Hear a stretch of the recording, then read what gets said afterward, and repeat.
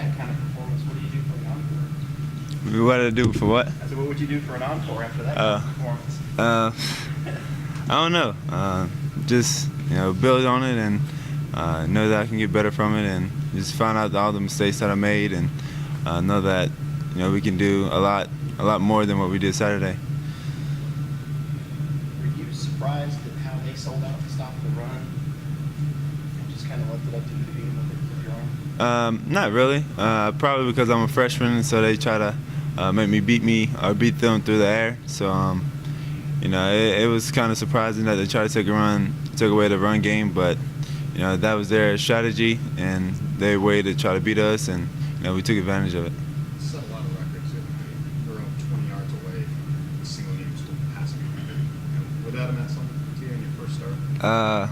Yeah, I think so. I didn't notice it until after the game, and Tim Bray told me about it. So it was kind of, at the moment, I was like smiling about it, but knowing that if I could have completed one of those deep balls, I could have made it. It's almost yards per attempt. I mean, is that one of your favorite parts of this young season? Is how good you've been in that department? It's pretty cool to be in that department. To be one of the leaders in the country at that, but just really the one that I'm proud of is just getting the wins, especially my first win as a starter, and just keep on, continue, and get better every week, and keep getting those W's. Coach Mills said he remembers when the game began to slow down for you in high school. Has it begun to approach that already at this level, or is it still pretty quick for you? At times it's still pretty quick, making decisions and reading the defense, because it's a lot of disguising going on, and better athletes, but I try to slow the game down in my head, try not to play too fast, and just focus on the little things and that one play at one time, and that's what I try to do. And so a lot of the times that I'm out there, I'm just in my head processing one thing at a time. How easy is it to block out distractions? For me, it's pretty easy, because once I'm on the field, I focus on that one play that Coach Moore's called, and it's just a mindset that you have to learn and build on. Usually comes with a lot of experience, though, and I guess that's something that people are going to, for lack of a better word, marvel about. Someone of your age and experience level. You just explained that it just has come naturally to you, or how was it? Or is it something you had to learn? Something I had to learn, as well as it just come natural to me. During high school, I used to watch a lot of like Peyton Manning, Drew Brees film, a lot of older guys, even Tige, and just different quarterbacks at that time. And then, on the practice field, I just practice to my maximum ability, and I try to get better every day. And I just, whenever it comes to game time, it just comes natural to me. Did you hear from anybody over the last day and a half that you were surprised, maybe sent you a text or a message or call? Yeah, a couple of guys, a lot of people from back home, all the coaching staff from my high school, family members, my mom, brothers and sisters, and just a lot of different fans on social media, and just people from back home just really text me. No one was kind of like, wow. No, not usually. Okay. Talk about your, trying to get more involved in the zone read. Talk about so far how right now you haven't had that opportunity as much. Right. Yeah, it's just, I guess teams are really trying to focus on our run game, and so they're trying to take away the zone reads, and knowing that I can run the ball, they try to take that part out of the game. So hopefully, each week we try to build on that and get better, and hopefully one of these games it open up. Coach thinks that Taj last year was more of a power guy, which really didn't do much zone read. Coach thinks maybe you can open it up a little bit more of the offense, and once that part of the element gets in there. I think so too. Of course, I have to gain some more weight, put on a little bit more muscle, but that's gonna come as I get older and get well in the weight room with Coach Batson. But I think I can do a lot of things. He's, I'm still getting his trust and leading this team and taking control of the offense. So it's just a day-by-day thing. How many times were you told to go down? We're told that a lot. especially try to extend our career. So something that every quarterback want to do. What are you weighing right now? I'm 205. Where do you want to be ultimately? Right now, I'm just staying consistent with 205 because it's kind of hard to put on weight during the season. But off season, hopefully around this time next year, be about 220. Chad said this morning that maybe nobody wanted to eat lunch with you a couple of weeks ago or sit beside you. Maybe now that's all changed. Has it been a little overwhelming walking through campus, getting recognized? A little bit. When the schools first started, I can tell that a couple of people knew who I was, but I didn't really say too much. But now, as I walk around, a lot of people stopping me for pictures and just saying good game and coming up to talk to me. So it's kind of different. How do you keep yourself grounded from all that? Try not to let that get too much into your head. Just really staying around the guys around the team. They know who I am, and they know that I love to just be laid back and have fun. So really those, talking to my mom, my mentors, and just reading the Bible when I can.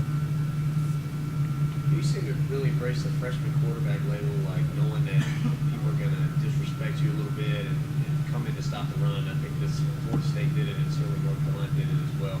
You kind of, your eyes light up just knowing what people think, and while people are getting accustomed to watching you play, they make you think, oh, this guy's not going to beat us with his arm. Your eyes kind of light up in that. A little bit. When teams try to stop the run, I know. I guess they haven't seen too much of. Well, I haven't played too much, so they don't have too much film of me throwing the ball. So I know that I can pass, and the coaching staff know I can pass here too. So the offense is wide open for me and Coach Morris, and we can do anything that he want to do. So The touchdown to Artavis, is that just something you guys worked through the last 9 months? The way you pump fake and the way you came back to the ball? Not at all. This is a play that he broke off of his route, and then whenever I was about to pass it, I kind of lost track of where he was, and I thought a safety was right there. So I pump fake and slid over, and then I just seen him standing right there between two safeties, and I just lasered it in there, and he caught it, and I happened to get in the end zone. Say something about his presence too, to come back to the ball and then push you guys in the end zone. Oh yeah, it's something that we do a lot of routes on there over the past summer, spring, since we got here. So something that he always been working on, and something I always worked on. So, and then the coaching staff always tell the receivers to come back to the ball and attack it. So that's what he did. You didn't see the second touchdown to Jihad until probably yesterday because you're on your back. All right.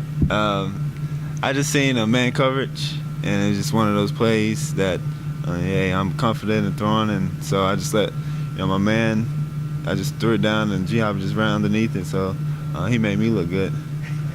Do you have the kind of comfort level yet where you go with Coach Morrison, hey, they're playing safety high, I think we can do this? Or Yeah, I think so. Every time we come to the sideline, he's always asking what I see and what I'm comfortable with. So I think I'm very confident in myself, seeing one defense and trying to, check the display. So we all talk as an offense over there, and if I agree with something, the O-line agree with something, then we're going to run it and go with it. How many times do you think you've actually checked into a different play? Maybe once, but a lot of checking comes from Coach Morris. Something that we see on film. We both see it at the same time. He just wanted me to check and make sure. So we both look at each other, so we're both agreeing on something. So. What did you get told about the interception? That was just a miscommunication, and then something that I probably just could have took the sack instead of just throwing it over top of my receiver and having that safety over top. But it's something I can learn from. Just taking the sack and going on to the next play, and it happens. Mistakes happen. So. We heard a lot about tight ends and backs in the passing game. I think all 5 of your completions were wide receivers. You got 200-yard receivers and an 8-catch receiver. Do you feel a comfort level going to the sides with those guys? Even though we know the middle is a little bit open, but it seems like you got a good comfort level with really those 3 receivers. Oh yeah, I'm comfortable. Honestly, I'm comfortable with all the receivers, to the tight ends, to the running backs. I'm comfortable getting the ball in their hands, and I know each one of those guys can make a play. So whenever they're, I'm gonna take the wide open guy. Like Coach Morris always say, you can't go broke making a profit. So I take the, the running back in the flats, and he can go 80 yards. So you just have to always take the open guy and see what happens. Coach Bill said last year there were many times you would call, he would talk to the guys in the box and say, what's he running? And they go, I don't know, but it's probably better than what we call. Are you a good ways from getting to that point in this offense, you think? Oh, yeah. Is it close? I wouldn't say it's close, but it's a lot more learning I have to do. I'm still learning the offense and making sure I have all the protections and calls. And then once I get that down packed, I can then expand my knowledge and my game on the field and checking things. So they're giving me a lot of trust and going out there if I see something to call the right play. But right now, I don't want to call something that is wrong and then look bad the day after or whatever they call. So I just take it one day at a time and try to study the game and get better every week.